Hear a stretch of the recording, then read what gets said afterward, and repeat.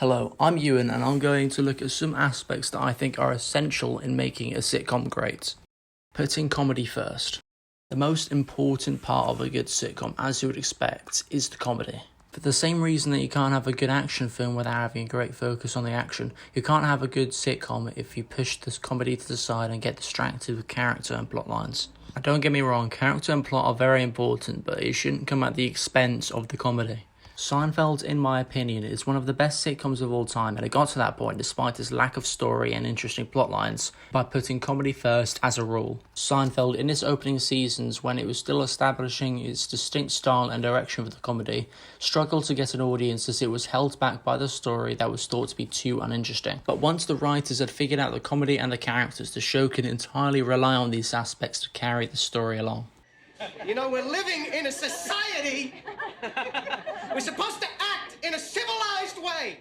For an example of a show forgetting comedy in favour of the story and plot is Friends, especially in the later seasons. While the comedy of Friends in the first season is great, this is where the show peaks in terms of its comedy, as the writers get distracted by the themes of romance and friends that the show is ultimately known for. The romance that was so heavily included in the plot of Friends would be immensely important in the show's success. To an extent, it removes the need for successful comedy, and it feeds directly on the emotional connection to the characters that was formed in the opening seasons. After season 5, it becomes immensely clear that the writers had ran out of ideas and were running on the themes of previous seasons.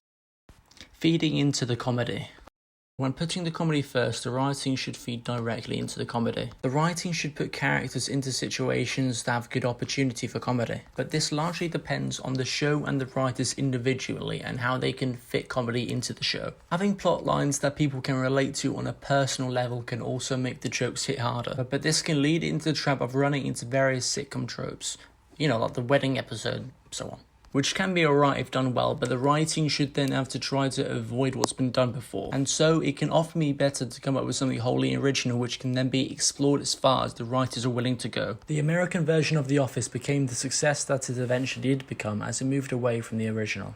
The British version was brutal in its awkwardness, and while some of that was kept, it didn't form as much of the comedy as the American version. The utter contempt held between the majority of the characters was scrapped for American audiences, and this started the pulling away that led to The Office becoming one of the most beloved American sitcoms of all time. The originality of the absurdist comedy would be one of the most important aspects of the show. The different direction that the show went in allowed it to explore ideas that the British version didn't, and get a lot of comedy from that. A substantial amount of the comedy also comes from the characters.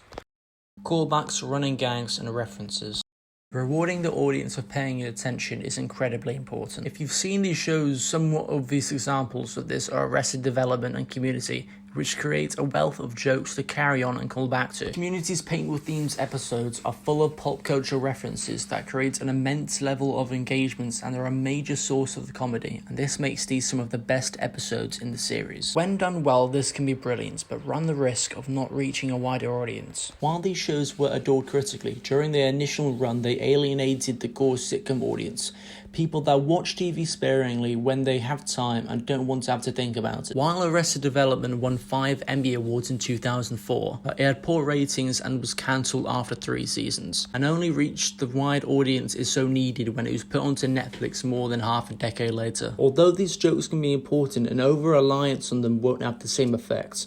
Having them as an accent to already good comedy is where the callbacks and references have the greatest effect. When Dan Harmon was replaced with David Garascio and Moses Port for season 4, Community lost the creative spark that the show was known for. The showrunners attempted and failed to effectively reverse engineer the show. It had the same bells and whistles, but none of the substance in season 4 would be almost ignored in season 5 onwards, after Harmon came back, being referred to as the gas leak year. In the cases of Community and Arrested Development, the callbacks and references rely on the serialized format, but Curb Your Enthusiasm uses these callbacks and references to great effect in an episodic format, by establishing seemingly unimportant and almost irrelevant events, and calling back to them as major plot points and sources of conflict for comedic effect. Curb also uses the audience's prior knowledge to great effect, being able to rely on their knowledge of Seinfeld and Larry David as a co-creator.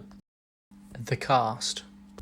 Chemistry of the cast is something that's hard to get right, and it takes time to get right. It's also something that needs to be used correctly. Parks and Recreation, it took a while for the parks to find their groove and connect comedically, and it took until the second season for the show as a whole to find the direction and move away from its origins as a spin-off of The Office. The show would improve greatly and is extremely important to account for chemistry, and this was done by the Parks and Recreation showrunners when they decided to promote Chris Pratt from guest star to the main cast of season 2. The comedic quality of the cast is something that is extremely important as well. The IT crowd, for example, uses a cast that is perfectly suited for the roles, and it shows. Many of the jokes rely almost entirely on the comedic talents of the cast, allowing them to shine individually. Stand upright. Now I can't read it. Characters. But in a sitcom, the focus is on the comedy, and therefore there is less of a need for the same quality of writing as a drama. But there is still a need for the writing of the characters to be good. Developing a character and establishing character motivations is something that is very difficult to do, and is something that you have to do somewhat subtly and slowly, and not just get the narrator to shout them through the screen like it's an Adam Sandler film. Flashbacks can be used for their ability for character development, and How I Met Your Mother uses flashbacks very well, especially for Marshall Erickson. However, you don't see heavy use of flashbacks in dramas because they aren't really that effective, mainly when they're used for character development and really nothing else.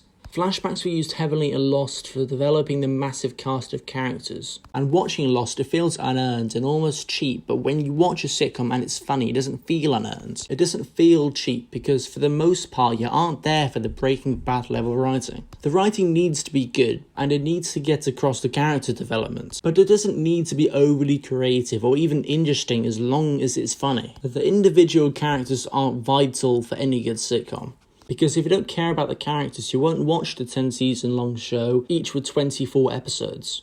And people really have to care about the characters. Yeah, forget about care. Love. They have to love the characters. Otherwise, why would they keep tuning in? Wouldn't tune in. Would they tune in? Not tune.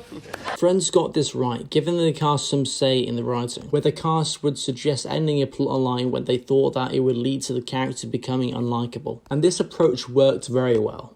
The casting can help a lot in this. For example, Joe McHale was cast in Community for his ability to act very selfishly and in ways that would normally turn the audience against a character and still remain likable. Catchphrases are also very good at getting the audience to empathise and relate to a character, and when good they are very good, and the best ones can be iconic and tell you everything about the character or relationship. Ted, oh my gosh, I love this moment. You know why? Because I'm going to say it, and this time you're actually going to say yes. You ready? You ready to say yes? Ted, suit up! Yes! No. Oh, come on!